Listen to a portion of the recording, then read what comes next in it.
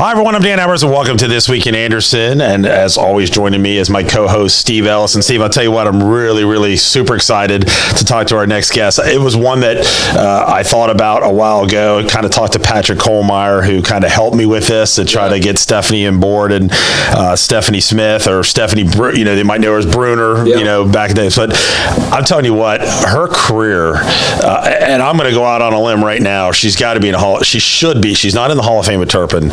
She needs to be in the Hall of Fame at Turpin. Yeah, we're going to talk about it. We're going to get into it. It's incredible. So I'm super excited to talk to Stephanie about that. Of course, and I've known Stephanie, majority of my life, because I played baseball with her oldest brother. Yeah. And I've known her. And I just going to that real quick, I beat both you guys in baseball in the championship, I think. Oh, yeah. No. Yeah. I think we did. Let that go.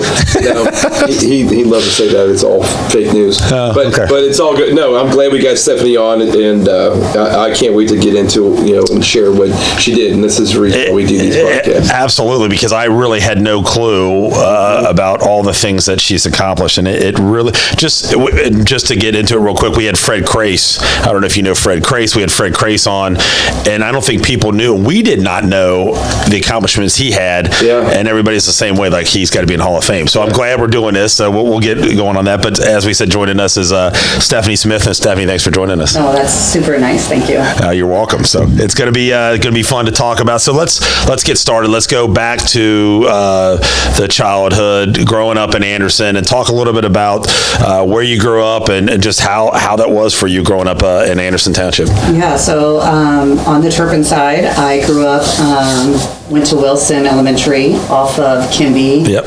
And that was before Eagles Watch, when it was the big Farmers Hill. Yeah. So my best friend growing up was Jody Rogers, who lived on Bruns, so we would have to run over the Farmers Hill. It's always, I don't remember him as particularly being the nicest person, so it's always dodging the farmer, or at least that was what everyone thought. Yeah. So different. So, grew up there. Todd, my older brother, was, as you said, four grades older than me, so he graduated in 87, and just started playing sports early, and kind of dabbled into everything growing up. Was your neighborhood kind of like Steve and I had our neighborhood, where it was, you go out in the morning at 8 o'clock in the morning, and you didn't really come back until you maybe ate lunch real quick, went back out, and you were playing either baseball, football, anything, whatever. Was your neighborhood kind of like that too? Absolutely, all day long, just playing sports, playing with the kids. We had a great group of kids in our neighborhood. And just like my, Todd, all of his friends, you guys know the Nemos, the Newtons, the Huxtables, all the Campbells. I was the only girl of, they all had brothers only. So I was always like the little sister to all of them. Okay. And then in my neighborhood, there were very few girls too. So I just felt like the biggest tomboy. Oh. And so you played with them, and did you just play in the games with those guys? Give us some names from the neighborhood. Oh man, now you're putting me on the spot. Well, the girls, the Strebs. Did you know that Linda and Karen Streb? They were my babysitters. The Scott and Spencer Story. Stories. Mike Miller. Mike Miller. Yep. Yeah. God, it's just always, we love talking about that stuff, just growing up and doing the neighborhood thing. But man, all those names that she just brought up with Nemos and Huxtables and Campbells and all those guys. I mean, we played that group? We played with them all the time, so it's pretty cool. Yeah, that's right. All right, so as you were growing up, you started getting into sports, and you're following in Todd's footsteps and getting involved. What was some of the sports that you played that you were interested in? Well, I started off doing dance. Do you guys remember Bonnie Williams? Yes. Sure. Oh yeah. Yeah. So that was. I felt like anyone that wanted to do anything in dance went to Bonnie Williams. Yep. She was iconic on Beachmont Avenue, and so I did probably 10, 11 years of dance with her with ballet, tap, and jazz. The funny thing is, it's probably been 10 years or so ago, a friend of mine who also grew up dancing there decided that she was going to do some exercise classes, workout classes, and she's like, oh yeah, Bonnie's let me use her studio to do it. And I haven't been back to the studios since I was a kid. Yeah. And I walked in and Bonnie was there that night. Really? And I walked in, and now this is 30 years later. And she looks and she's like, Stephanie Bruner. No way. And I wasn't even that good of a dancer. Like, wow. How about that? Yeah, that was pretty cool. That is crazy. I did it for a long time, but I wasn't great at it. So started playing soccer and basketball and softball growing up, and those are the sports that I really took off. Do you think any of that, those classes helped you in the sports? Oh, for sure. I wasn't clumsy, so that was good. Okay. Yeah, I do think it gives you balance and helps you for sure. Okay. Yeah. All right. So besides dance, what all did you get into? I did some gymnastics at the Y and played summer on their tennis team and diving team for a little bit. Yeah. Those are all kind of short-lived, just fun things to do during the summer. And yeah, I think my dad says when I was 8 years old is when he started coaching me in soccer. So that was my first year. But my dad was my coach. He was the coach for all of us kids. Our whole lives. Really? Yeah. Well, on a side note, I mean, incredible sports-minded dad. What a great guy your dad is, and just down to earth, and I mean, willing to help anybody at the drop of a hat. But I mean, just to have that wide variety of knowledge, in every sport. Yeah. I mean, he coached me in baseball. I know he coached a lot of people in baseball and basketball, and now you're saying soccer. And I'm sure he coached you in softball too. I think he helped. He wasn't the head coach, but he helped. Yeah, for sure. I'd say what was weird for me was coming back full circle with your dad was when your brother played at Anderson for the state championship team, and he came up to me and they converted back over to Anderson. Yeah, he came back to Anderson, and just all just talking about all the old times with Todd and us growing up, and then your brother then was also on the stage, so that was kind of cool to be back involved with him again after all those years. We haven't seen each other in a long time, so it's kind of cool. And he doesn't forget anything. Yeah. When I told him I was coming on here, he was like, "Oh, well, here's all the sports that you need to know."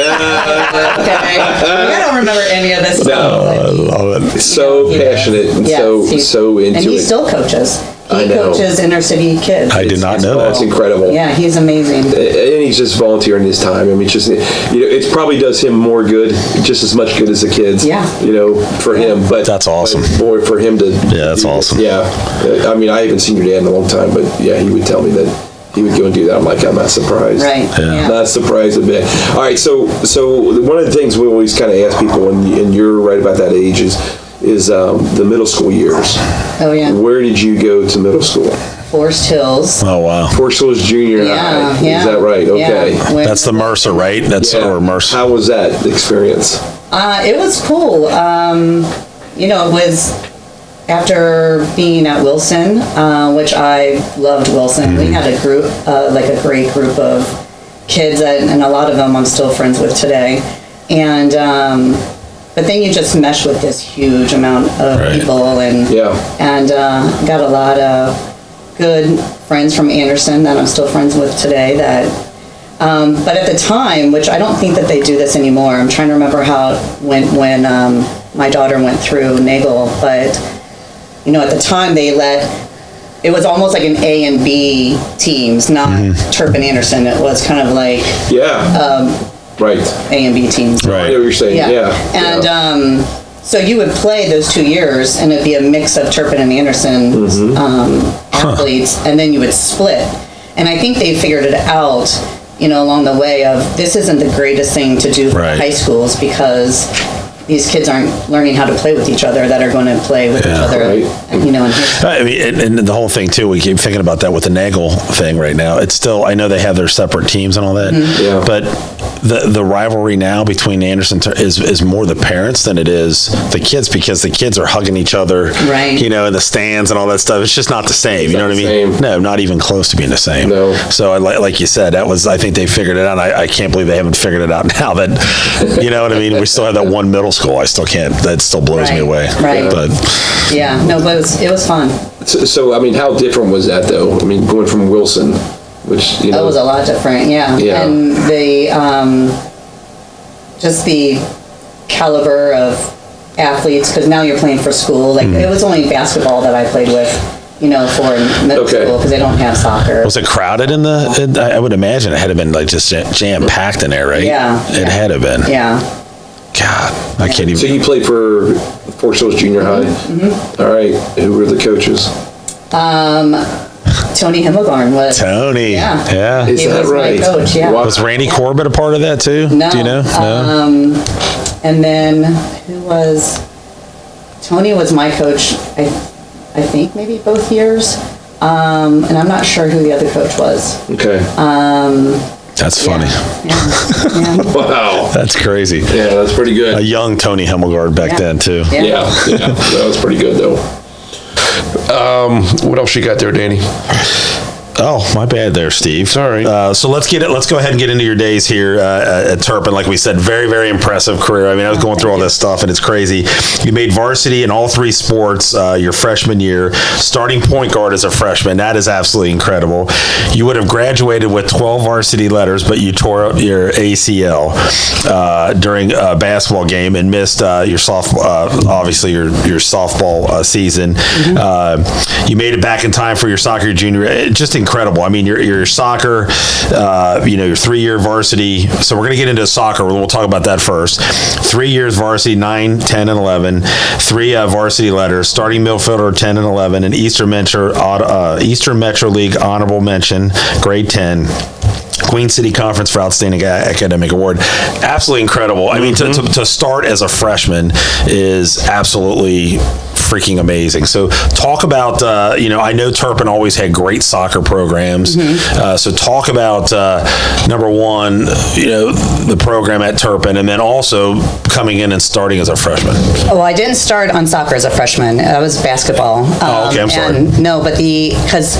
But you made varsity as a freshman, right? And that was coming off the year when the boys and girls won state the year before. Oh, wow. Oh, okay, yeah. So both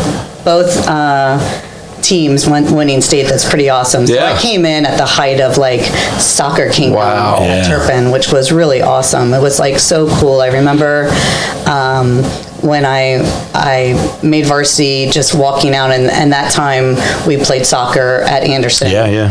And something about that stadium, I've never played, I don't know what it's like to play at Turpin, but something about walking out in that soccer stadium, you just felt like it was like the coolest experience. Yeah. Like there's just nothing that compares to it. And it was always a great atmosphere, no matter what. Packed. I mean, it was always all packed. the time. Yeah. I mean, it was football always popular, obviously a ton of people, but I would say my 4 years, even girls soccer, it would be like a Friday night football atmosphere there for both boys and girls, but yeah.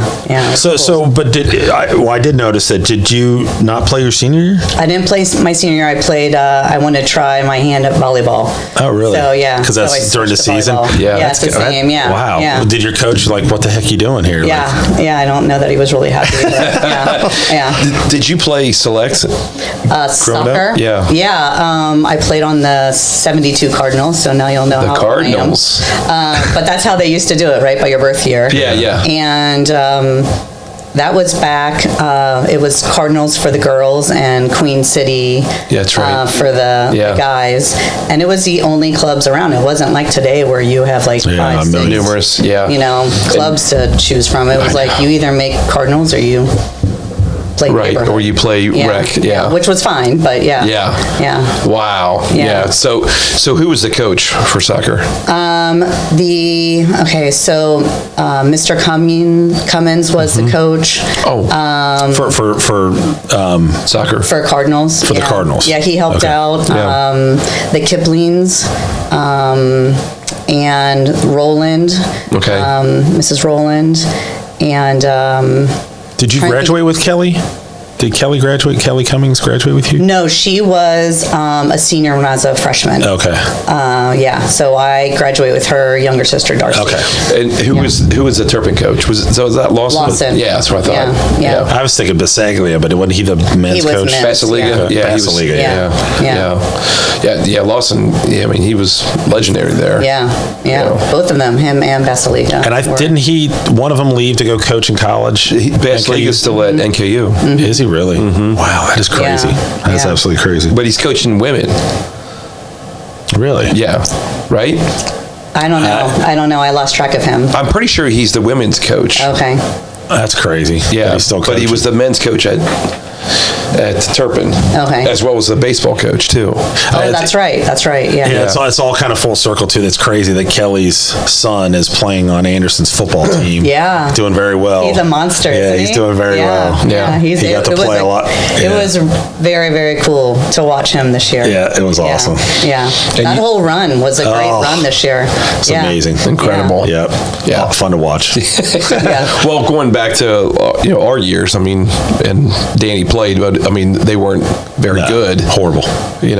Right. And I mean, the Friday nights, they were packed, but you just went there to hang out. Right. The soccer games, you went there to cheer. Oh yeah. And you were into it. Yeah. Whether it be the girls or the boys. But it was always the Anderson, Turpin, and McNick games, no matter what, I felt like they were just so intense and so crazy, and the crowds and everything was just nuts. You agree with the same thing? Yeah. It's just, and the crazy thing is that, like, I look back, I couldn't even tell you what our football record was, but I can tell you that I thought we had an unbelievable group of guy athletes. I felt like my class, girls and guys, in almost every sport, we were just so stacked. And I just think, we must have been winners, because I don't remember our records, but I just remember them all being great athletes. Well, I think that's it's kind of fair to say, because I felt the same way before Soriano got to Anderson. Anderson always had great football players. Mm-hmm. They just could not put it together. And when Soriano came, it just showed, that some of it obviously was coaching, and I think that was the same, because all those guys, Huxtable, Newton, but all those guys. Did Dan Varner graduate with you? He was a year older. A year older. Mm-hmm. He was 90. Mm-hmm. Okay. Wow. All right. So let's get into basketball. I want to talk about this. So again, on top of what Danny was talking about, great stats in soccer, in basketball, just as good. 4 years on the varsity. Started all 4 years at point guard, which I love. That's incredible. All Southwest Ohio district team. All Cincinnati Post All Metro first team in '91. One of only 5 players to do that, which is incredible. All league first team in '91, Turpin MVP, '91 Player of the Week one time, which is just awesome. That used to be a much bigger deal than it is huge. Now. Yeah. Since I inquire Division I and II honorable mention, what does that mean? I have no idea. Okay, I'm going to call your dad.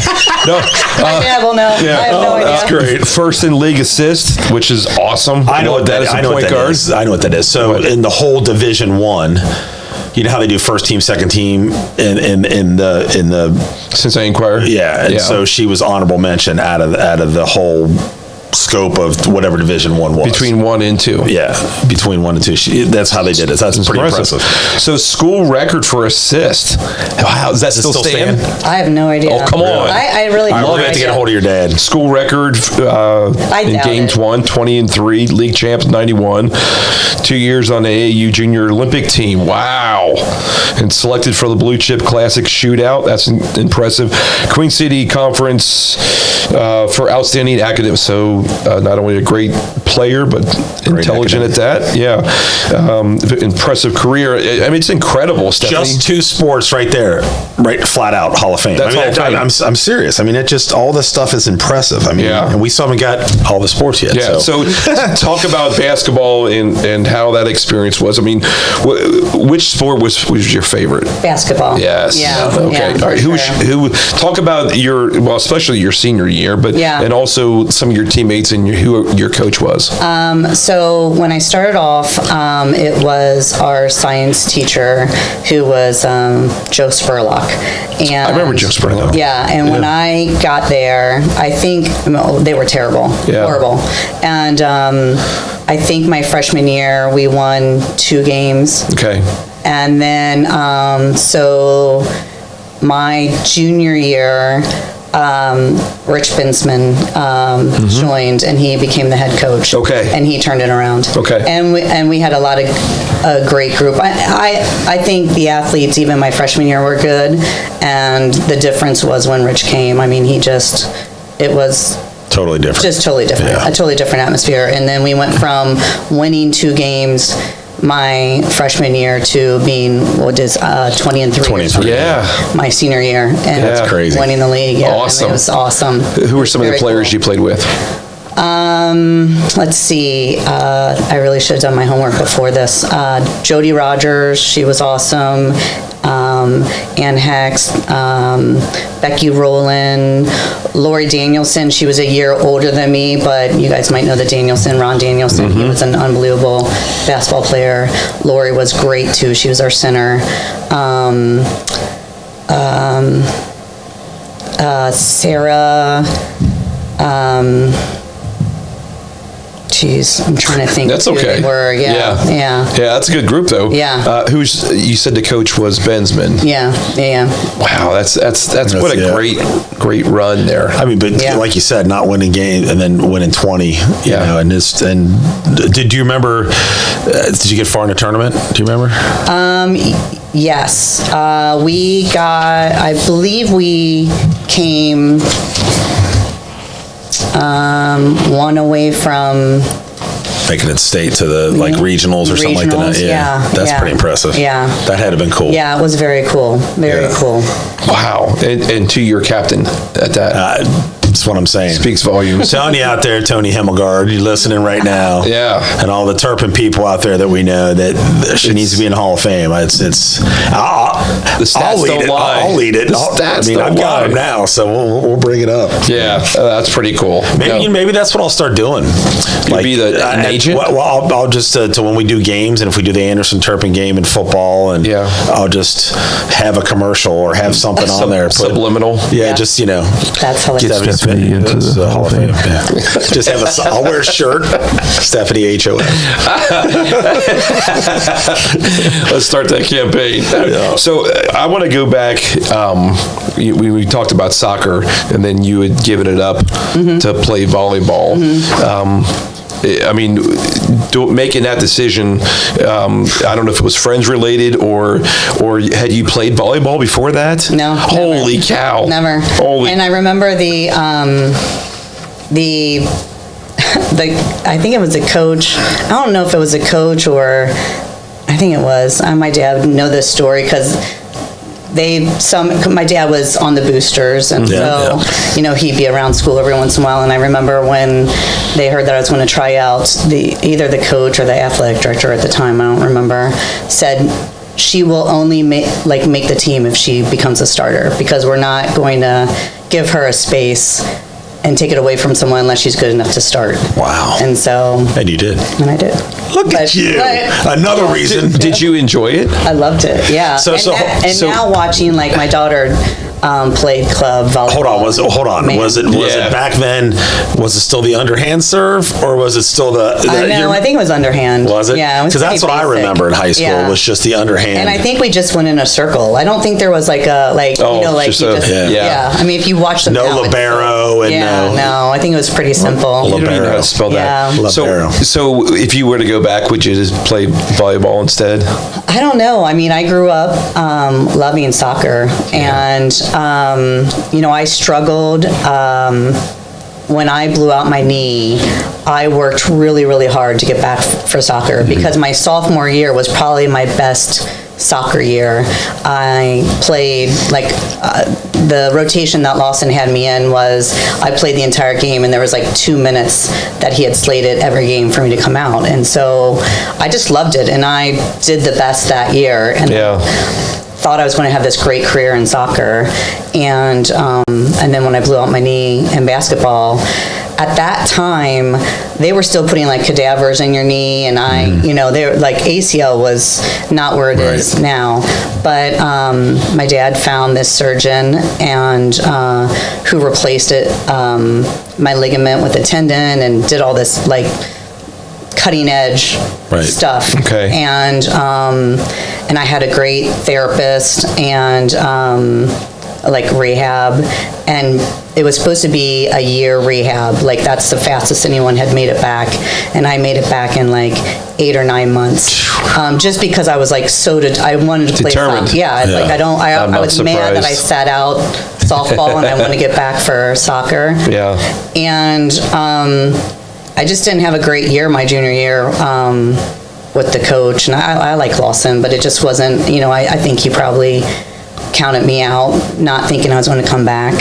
And when I made it, I kind of surprised him, and it was I had to fight back for my position, which I didn't really appreciate. Right. Yeah. So it was a hard season, and so I just felt like after that I was like, let me give something else a try. I don't know that I want to go through this again. Yeah. That's pretty cool though. But I loved it. Yeah. But I loved it. Soccer was always good to me, and I had great teammates. Yeah. But you love basketball. But I love basketball. Yeah, that was my love. You the point guard in you. That's right. It's the point guard, I love it. Hold on, can you make free throws? Were you good at free throw shooting? I think so. Okay, good. Yeah. There we go. I don't know what you're going with this. He could not shoot free throws. Yes, I could. What's wrong with you? He could not. Okay. This is the guy that's on the end of the bench. I didn't play, so I'm sitting there giving him crap, and I didn't even play. Well, and if I stand up, the camera will see I'm only 5'3", so it was really the only position I could play. Yeah. No, well, obviously, I remember playing and I mean, after growing up with Todd, and then having to guard him. Yeah. And Newt and all those guys. Well, we had a backyard basketball court, and I used to go out, and Todd would play, and we'd play ever. I mean, I was out there 3, 4, 5 hours as soon as school was over. I just, we had the black top, so our hands would be like, black at the end. And my dad always laughed because Todd would always say, all right, let's play. And it, like a normal brother, 4 years older, was like, okay, we'll play to 10, you start at 7, 8, something. He's like, no, it's like 0. And then every time I go in for a layup, he'd block it and throw it in my face. And but, that's not surprising. Yeah, it but made it's you like, tough. It was probably why I was better than that's right. I could have been. No, that's awesome. Yeah. So saying that with a volley, let's get in from volleyball. Let's transition to softball. Again, another sport that excelled at 3 years varsity, grades 9, 11, and 12. 3 varsity letters. Eastern Metro League honorable mention. Career batting average of .402. Team placed 3rd in the state. I did not know that in 1991. All league in 91. 4th in runs scored. 70 in the school's history. 7th on base percentage, and then 3rd in hits with 51 in a single season, which was a school record. So you've got some school records. I don't know if they're still there. We're gonna have to dig into that a little bit. I doubt it. But I know our kids. There was some of their friends were on the softball team at Turpin, and they were pretty outstanding. So I think if I had anything, they broke them. Yeah. You know what's the thing that's sad for me, as you can see over here, people probably can't see, but we've got the Anderson High School history from 1947 on, and it's just sad that some of the records were not kept back then. You know what I mean? So that's just what breaks my heart with all these people that have played before you and us and all that they don't have all those records, and that's what's sad. It's unfortunate. We'll do some investigating. We'll try to figure it out. And it's a totally different game now. Now we played slow speed, and now it's fast. Right. And that's what I was getting ready to ask you about. That was the other thing too, is that it was slow pitch. Yeah. How different was? Was that, because that's all I remember too, is when we were growing up was just slow pitch. So my senior year, we had the ability to change. Because it was just coming out, fast pitch was just coming out, and they gave Turpin and Anderson, I guess probably all the schools, like you can do either, but after that, you have to make the switch. Okay. So my senior year, so I remember Callie Phillips, which is an unbelievable athlete that went to Anderson. Yeah. When I was in junior high, she was a point guard, I was a point guard, and we battled it out. Okay. And she's awesome. And then she went to Anderson, and we were in head-to-head in high school. But I forget where she came from. She wasn't from Cincinnati, and where she came from, they were already playing fast pitch. Really? Oh. And she was a pitcher. And so Anderson that year went fast pitch because of her, because she was that. Is that right? Yeah, and we tried everybody in the summer as pitchers, and we're like, It's no, so I mean, we were different. terrible. Yeah. And we're like, no, let's just like have a good senior year and play. Who was the softball coach? Buckman, Mr. Buckman. Yeah, and did your dad help too? Yeah, my dad was a JV coach. I remember that. Yeah, my dad actually, my freshman year, he was a JV coach, and he was so excited that he was going to be able to coach me, and then I made varsity, so he just still coached, and I don't know how many years he coached while I was in high school. I can see him in that underliner, in that white, with the maroon sleeves that can only go 3/4 down. Yeah. I can see him right now. Too. Yeah. When he played softball for a long time. Forever down at Schmidt Fields. Yeah. Mr. Gaddy's was Well, I was just getting ready to say, I played with your dad. Oh, yeah. Because it was Caudell, Wettengale, all those guys, and I played. At the time, I was one of the youngest ones on the team. Okay. And so we played at Anderson in the Boosters League up there on the top field right, up there. yeah. Okay. I remember that. Yeah. So I did play softball, and my beginning of my softball career was with your dad. They weren't still Mr. Gaddy's at that point, were they? Yeah. Oh my gosh. Mr. Gaddy's. How awesome was that place? Unbelievable. I love that we place. talk about it all the time. So do we. In my family. It was ahead of its time. Oh my gosh. I once in college, a girlfriend and I drove to Pigeon Forge just to go to Mr. Gaddy's. You're going to and then turned around and came home. I don't. That's unbelievable. Like, we literally just went there. That is unbelievable. You gonna tell her? Yeah, well, I'm going to tell you, this is unbelievable. We were driving one day, I think we were going to Florida, and I'm driving, and I just see out of the corner of my eye, it looked like the Mr. Gaddy's logo, and I'm like, oh my God, there's Mr. Gaddy's, and it was in Elizabethtown. Yeah. We're going. I got off, and I had to go to Mr. Gaddy's, because and they still have it, and when he played teams there, we would we played at Elizabethtown College, and we passed still it. Just as good. Oh yeah. Oh yeah. And so the next year we went, and Danny came with us so we could go to Gaddy's Pizza. I loved it. I know. The all you can tiny eat little sausage. Oh my God! They just sprinkle it on. I just remember. So I remember why we went there and watched Penn State. In Miami, Florida, in the national championship game. I remember going there to watch it. We thought it was the coolest thing, that little screen they had. And it wasn't that big. It wasn't. We thought it was huge. But it was.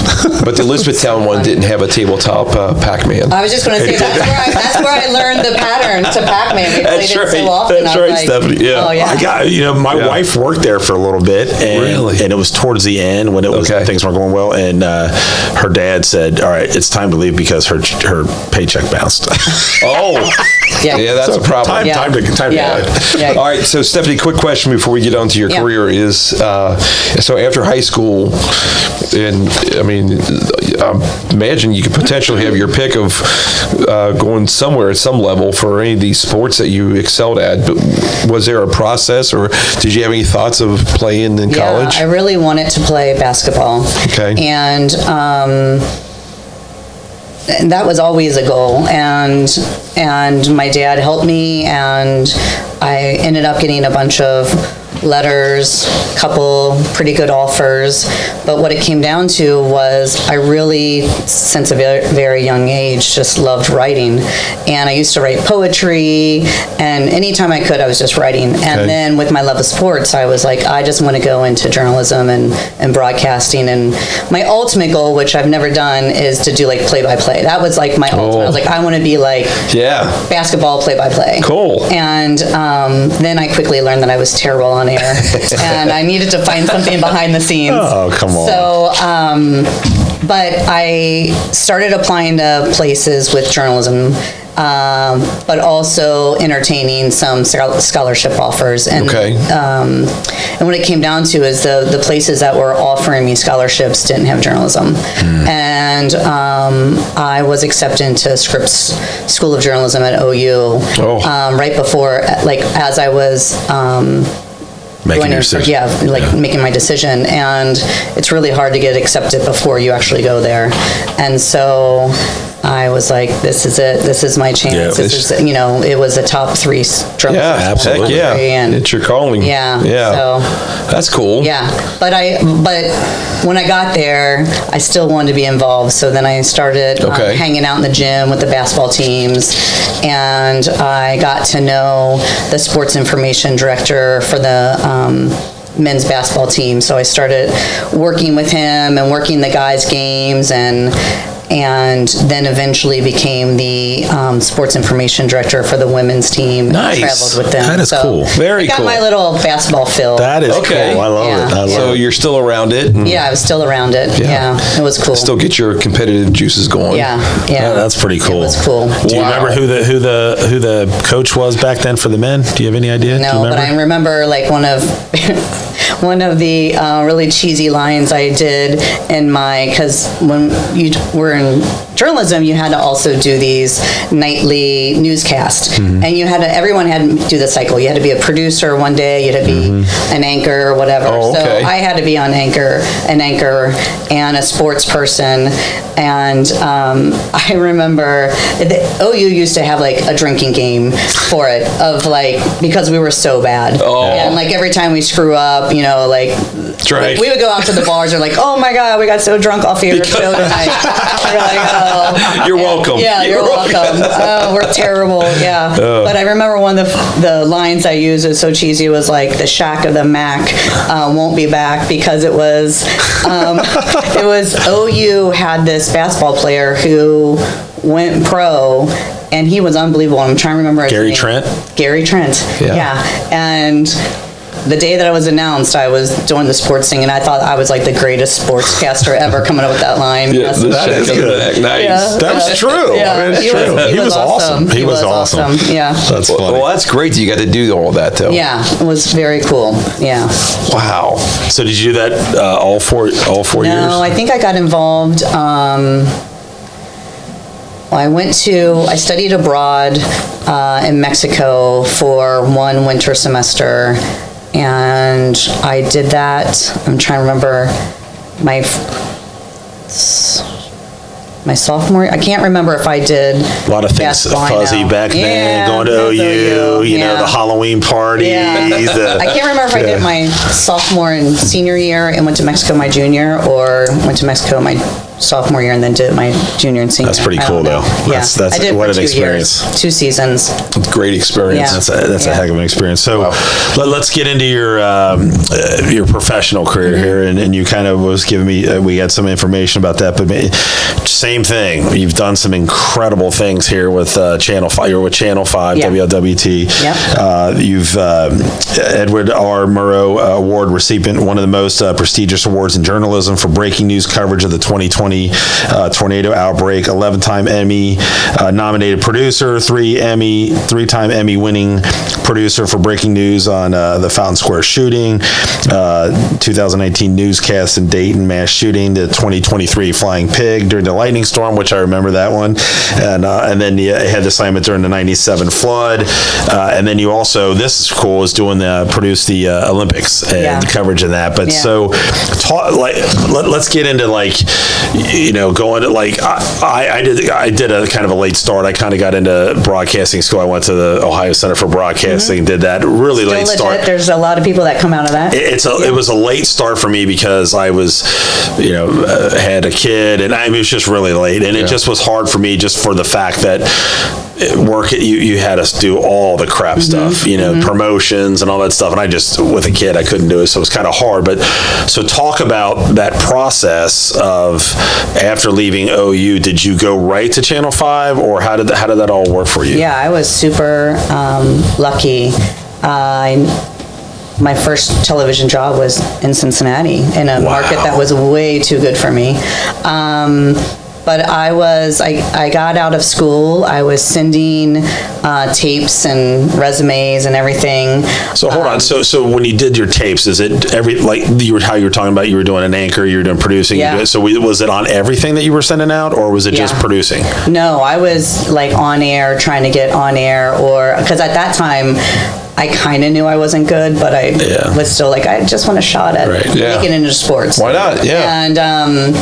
And so I started bartending. I was bartending down in Over the Rhine back when that was like, I mean, it's still cool now, but before back in the 90s, it was the place before like, the banks and the levee and all that other stuff. And so I wasn't getting any calls on any of my tapes, shockingly. And so I called up Channel 5 and I thought, I had a couple interviews at some television stations and didn't get the job. And so I was like, I don't know, it's either I'm terrible on air or I'm terrible at interviewing. I don't know, but let's just try to figure this out. So I called up Channel 5 and asked them if I could come in for an informational interview. Like, just tell me what you think of me and where I am and what I should be doing. That's an awesome idea. Yeah. And so when I went in there was no pressure because I wasn't going for a job. I was just going to talk. And I ended up hitting it off with what was her title at that time? I don't remember her name. Sally Thielen and the assistant news director. I spoke to both of them, but Sally and I really hit it off. And she's like, man, I'll just keep you in mind if I hear anything in the business. And I said, great. And I went back to bartending. And about 6 months later, she called and said, we have an opening. It's ground level. I mean, it's ground level. It's part-time. Do you want in? I said, oh, it's a foot in the door. Yeah. That's awesome. So started off part-time. There's a bunch of, it was behind the scenes, and it was on what we call the assignment desk, which is really unfairly, a lot of it's where you start out in a lot of times, but unfairly it's like one of the most important jobs in the newsroom. I mean, you have been around newsrooms, like they are like the heart of a newsroom, and they listen to scanners. They are in charge of all the crews, getting them out, and live shots, and you just couldn't exist without them. And so I learned a ton being on the assignment desk. And while I was there, I was working weekends, and the 6 o'clock producer on the weekends also does the 11. So I started watching what they were doing. I thought, oh, this producing thing looks pretty cool, because now I can write, and that's really what I love. And I can be creative, and I can create shows. And so I asked her, I said, well, when you are producing the 6, can I start producing the 11? And then when you come downstairs from, the 6 o'clock newscast, you can look at what I've created and help teach me what I'm doing right and what I'm doing wrong for producing. And she was great, and she did it. And so then I just started getting in the ear of my bosses and saying, hey, when there's opportunity, I want a shot at it. I'm here. Yeah. And all along just kept like every day teaching any chance I could get. I was just like with the producers, learning what they were doing and how they were doing it and how the good ones were doing it. And then as things happened, there was an overnight shift where someone called in sick and they couldn't find anybody, and they called me, and I was out to dinner, and I was like, yeah, I'll be there like in a couple hours. Okay. And it wasn't the best show ever on Channel 5, but it survived, and that's incredible. Yeah. That's a great story. Yeah. And then soon later, a weekend overnight position came available, and I got that. And I tell the craziest story is how my first time ever producing a show, it was overnights on the weekends. It was a Saturday night going into Sunday, and I believe it was or Friday going into Saturday. It was one of my first shifts, my first weekend. And on the overnights, you're basically in the newsroom all by yourself. Like there's no management. For a couple hours, I'm the only person there until like a photographer and editor show up, a reporter show up. So I just start writing newscast, and I hear on the scanners this like all this crazy stuff going on with Cincinnati police. And it ended up being the night that Pope and Jeter were shot, if you guys remember. Oh, sure. Cincinnati officers. My first ever shift as a producer. And at the time, my brother was on the force. And so I was always listening to the scanners with an ear of like, I just don't want to hear his name, right? Exactly. And so that was a nightmare. But all of a sudden, I was like, oh, what do I, like, do I really even know what I'm doing, right? And they're calling news conferences live, and my show that I had been working on all night, all of a sudden I'm throwing it out the window. I'm just going live by the seat of my pants. So let me ask you that question. That's what, when you said you're writing a newscast, and you all of us watch newscasts, right? So explain that, like how you write that out, and do the anchors have any say so in that? Can they change it? Absolutely, because it's their voice, it's their face, so you always want them to, you do become, when you are producing with anchors for a long time, you know how they like to say things. So I would not change how I write, but I would just know like how they like to say things, and would write that way. So a producer basically starts the day with a blank slate, and you have meetings with reporters and management and everybody, and you guys kind of decide locally what are the stories that the reporters are going to go out on.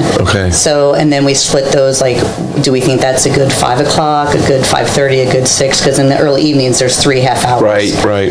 And so we kind of split it up of who we think goes where, and then the producers go back to their desk and they start just researching the day of what's news. Like we're an NBC affiliate, so we have NBC feeds, we have Associated Press feeds, we have CNN feeds, and you're just kind of watching that, and then things are happening locally. There's fires, there's shootings, there's good news too. There's not one day that's the same. No, it's and how do you obviously you said you got the affiliates and all that, so like let's say there's a big I guess you have the connections of getting a hold of somebody and saying, hey, we need you on at 5:30 or 5:27, whatever it is, and that's kind of what you do, and then they just get prepared. And you don't write anything for them, right? For reporters, no. So the reporters go out, they do their things, and then they write it. And now I'm an executive producer, so I proof everything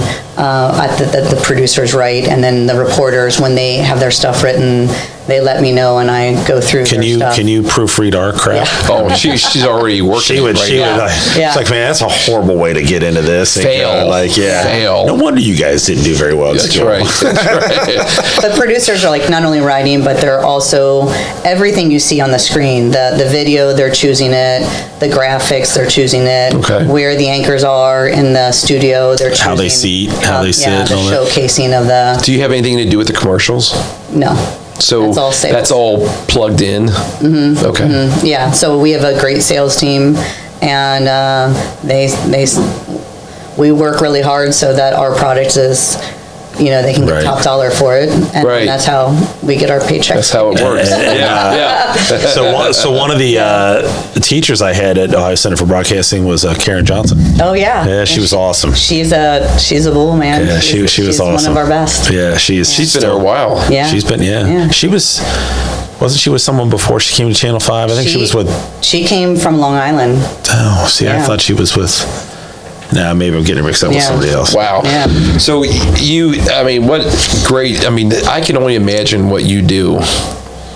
And I hate to go back to it, is all the competitive juices. Because as I said, not one day is the same as the next. And you've probably got to be on your A game and ready to go and change in midstream on anything. Am I right? Be just ready to take an entire day of work and just throw it out. Do you get anxiety or stress? I mean, because like I'm getting like when he purposely does this during our podcast.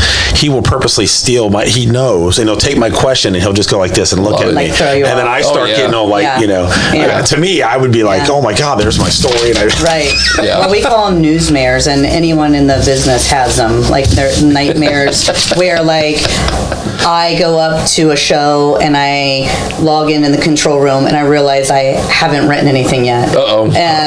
Or like all of my live shots are dying, or I don't know, anything. But we call them newsmares, and you're just like, you just. So let me ask you, what type of? I mean, all the other positions leading up to this, I'm sure were crazy. But what type of hours are we talking? So when I started off overnights, I would come in at 11 at night and stay until 11 in the. On the weekends they're long shifts, like 11 to 11. And then I moved to weekday overnights, and that was like 11 to 7 overnights. Okay. And then from weekend producer, I moved to the 5:30 p.m. newscast. Okay. And then all the day sides, those are usually like 9 to 6, so they're pretty 9 to 6, 9 to 6:30. So I was on that, and then I did the 11 o'clock news for a while, and then came back to the 5, and then became executive. So you're back to normal hours. Nothing too crazy. So when you produce the 11 o'clock, what's the time frame like afterwards? Is there a post meetings you have, or are you just kind of get the heck out of there? Leaves. Well, I say that only for the half funny story is because I can remember when Jerry Springer was on, and we would, this is going to show our age, we would go to Caddy's. And I'm telling you, it was like clockwork. He would be there at like 11:40. Yeah, you bust out of there. Bust out of there. Yeah. And it was like, what? Yeah. I mean, you were just on the TV 2 minutes ago. Yeah, that is kind of the post. Okay. Just go, everybody. Yeah. There you go. Yeah. Old Caddies. Yes. That was the best. So did you have, I mean, you have an unbelievable resume of stuff you've produced and covered in specials. Do you have a favorite that you can say, hang your hat on and say, this was the one I like the best? That if you would have sent your tape out, you would have been, no, I'm kidding. There's a lot of great stories. The probably the most proud I am for like what I did. Unfortunately, isn't a great story. It's a really tragic story. It's the 5th Third shooting. That was the first Emmy I won, and I hate to even say that because I know people. Well, yeah, but you're not. But that was. I remember that day walking into the newsroom, and we're getting ready to go into our morning meeting, and we start hearing a bunch of stuff on the scanners. And our assignment editor at the time said, I think this is real. I think there's an active shooter down on Fountain Square. And I just run upstairs. I'm like, I'll go to the control room. And all the reporters are, starting to walk in for the morning, and we turn them around and we just send everybody, right? Because we're like, we can always pull back. Well, we have no idea. And I remember I ended up being up there. I think I was on air for 8 hours straight live, no scripts, no nothing, just wow. And it was we had just started, we call them TVUs, but it's how you go live without like having to put up a satellite or, a mast, on a truck. You could now just turn your camera on and make your camera go live. Wow. And we had just started this technology not too far, and our chief photographer running to the scene, and he throws that thing on. We have another photographer that throws his live on, and all of a sudden they're up in my control room, and I can see them running towards 5th Third, and I'm just like, what is that? Like, it was crazy. And we just, from then on, we just were live and trying to get the story. So how do you, obviously as you as the producer, then you're seeing all those shots and you just say, okay, go to them or go to her or go to this. Is that what you pretty much do? So I have, we get anchors into the studio as quickly as we can. And I'm constantly in their ear, like, okay, this is who you're going to next. I have them ready, and I'm prepping the reporters. So you're in their ear, basically. I'm in the anchor's ears. I'm in the reporter's ears. Okay. The director, I'm telling him, where I want to go next. And it was just hours upon hours of that. Yeah. That is crazy. Yeah. So, I mean, I'm sure you probably control the situation, with headsets and say it the right way. Yeah. In the heat of the moment. Right. Yeah. No, son of a bitch, this is what we're doing. Right. Yeah. When I say, a lot of, probably one of my best talents as a producer is live coverage. And I always say it's because that very first day of those cops. Yeah. And I just learned trial by fire. And now it's like what I do best. It's like when those situations come up, like tornadoes, or, we've had a bunch of different things. Right. It doesn't always have to be shootings. Right. Well, you've done a lot of fun things too. I mean, the opening day and the Western Southern tennis stuff. UC playoff run. That was great. Yeah. Flying pig. I mean, those are cool things. The one I'm looking at here is this blows me away. Is the live coverage outside the prison and with Timothy McVeigh. That was wild. That is crazy. I was kind of young into me being in the business, and the fact that they brought him to Terre Haute and then that's where he was going to be executed. I remember it was me and a reporter, and I think 2 photographers, our chief photographer at the time and another photographer, and they said, just go cover this execution. And you're like, what does that even mean? How do you cover an execution? Yeah, really. And I remember when we got to the prison, you could sign up. They were doing a lottery, if you wanted to be in the room and watch it. And I was like, no. And my news director was like, yes, you're putting your name in, if we can get in there. And I was like, okay, but please don't pick me. And thank God they didn't. But we were, Terre Haute is, that's nothing up there. It's just nothing around that prison. So we had to ask a really nice family if we could park our huge satellite truck in their yard for oh my goodness days. That's funny. And then we were doing these all night visuals. They have nuns out there who are praying and shouldn't execute and whatever the story was. We're just and satellite trucks from every city in America was there. Yeah. It was, I think I have I don't even know if I could find any more, but I remember taking photos of just football fields of satellite trucks, and you could just see different cities across America. Everyone was there to cover it. Wow. Yeah. So, do you have old so you can go back in the archives and find? Do they have somewhere to go to find all these old? Yeah. Is there you got a warehouse somewhere or something, or what do you? A lot of stuff is now when I first started. Well, I interned at Channel 12 for 2 summers, and I remember one of the first things that they were doing, oh, you're an intern, go sit in this room, and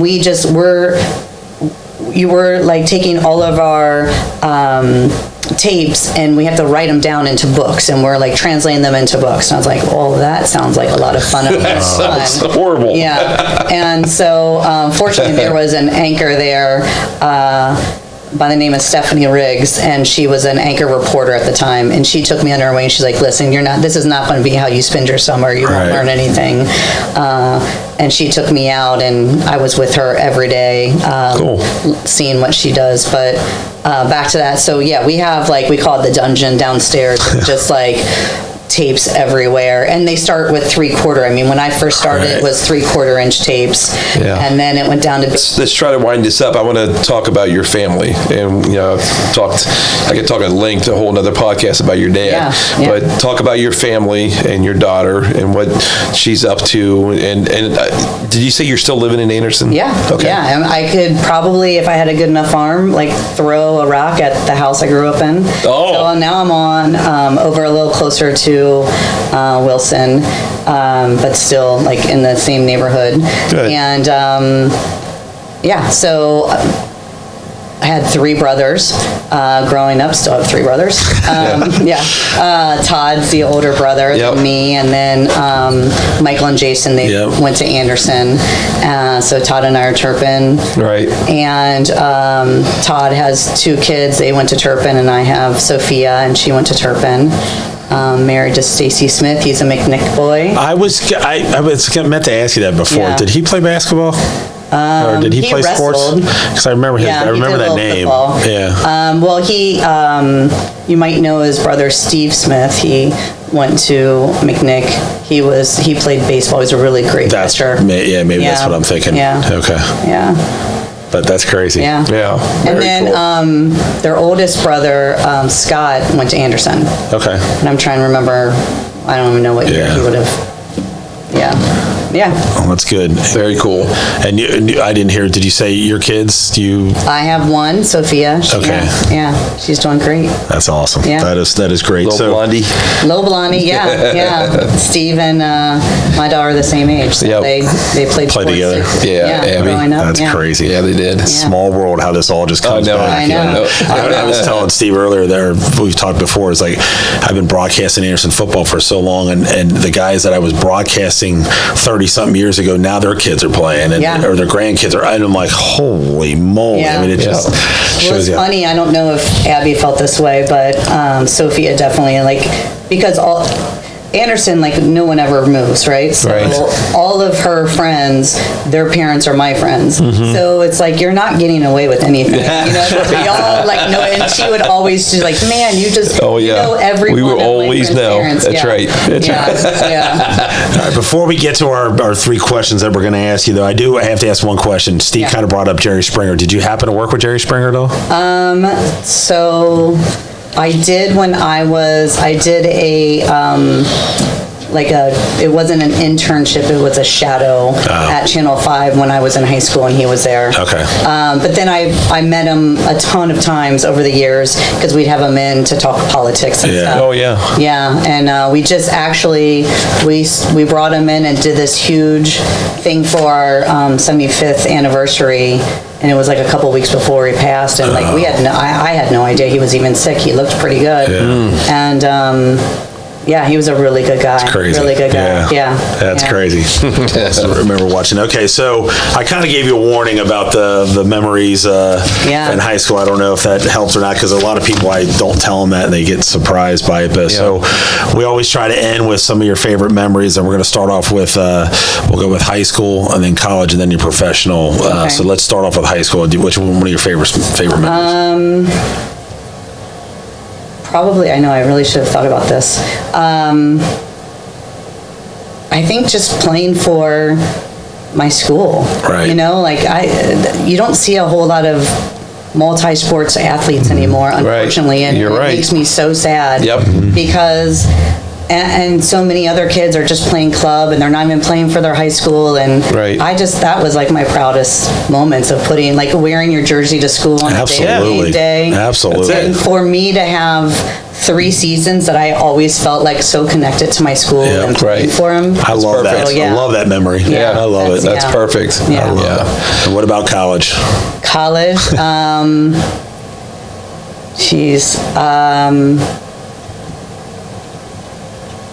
probably just traveling with the girls team. That was pretty cool. Yeah. And then I always tell people too, if you can study abroad. I went to Mexico, and I minored in communications and Spanish, and so that was my reason. And that was the best. I will highly recommend studying abroad. I will say, a couple years ago, we got to play OU, and that's an unbelievable arena. Yeah. Have you been in it, Danny? No, it's so cool. Yeah. I mean, it's old. It is old. Yeah. But I mean, there's not a bad seat. That's what makes it cool. Yeah. Old, Well, historic. Yeah. Yeah. No, it's really cool. That is awesome. They have. That was one of the things, I never knew anyone that lived there, but a bunch of students live in the Convo.